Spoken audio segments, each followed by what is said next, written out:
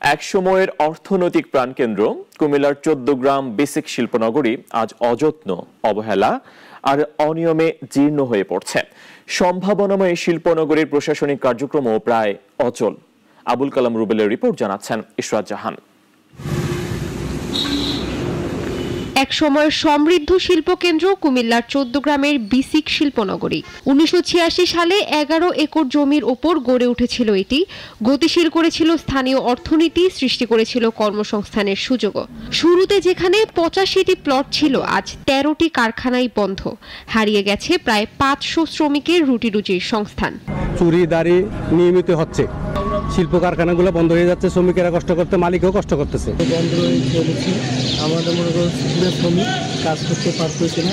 শিল্পনগরীর ভেতরের চিত্র আরো হতাশার। চারিদিকে ভাঙাচোরা রাস্তা, যেখানে সেখানে খানাখন্দ। সামান্য বৃষ্টিতে হাঁটু পানিতে ডুবে যায় সড়ক। মানুষের ব্যবসা করতে পারলে আরও একটি বড় সমস্যা সীমানা প্রাচীরের অনুপস্থিতি। ফলে চুরি ডাকাতি পরিণত হয়েছে নিত্যদিনের ঘটনায়।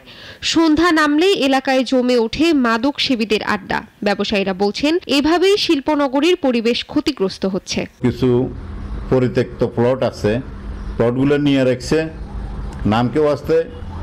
এগুলোর মধ্যে পরিত্যক্ত থাকার কারণে কিছু বকাটা লোকে আসে আড্ডা দেয় বা মাদক সেবন করে, বা আমরা তো আর সবসময় থাকতে পারি না। ১৪ গ্রাম বিসিকের ৬টি অনুমোদিত পদের ৪টি দীর্ঘদিন ধরে খালি। ফলে প্রশাসনিক কার্যক্রমেও রয়েছে স্থবিরতা। আমাদের এখানে জনবল ঘাটতি খুব বেশি। এখানে ৬টি পোস্ট আছে, আমরা মাত্র ২ জন কর্মরত আছি এবং দৈনিক ভিত্তিক ২ জন লোক কর্মচারী ছিলেন। জুন থেকে তাদের বেতন বন্ধ হওয়ায় তারাও আসছেন না। এলাকাবাসীর মতে শিল্পনগরীর এই দুর্দশার দায় কর্তৃপক্ষের অবহেলা আর দীর্ঘদিনের অব্যবস্থাপনার। তাদের দাবি, অবকাঠামোর উন্নয়ন ও প্রশাসনিক কর্মকর্তা নিয়োগ হলেই হারানো ছন্দ ফিরবে এই শিল্পনগরীতে। ইশরাত জাহান, নাগরিক।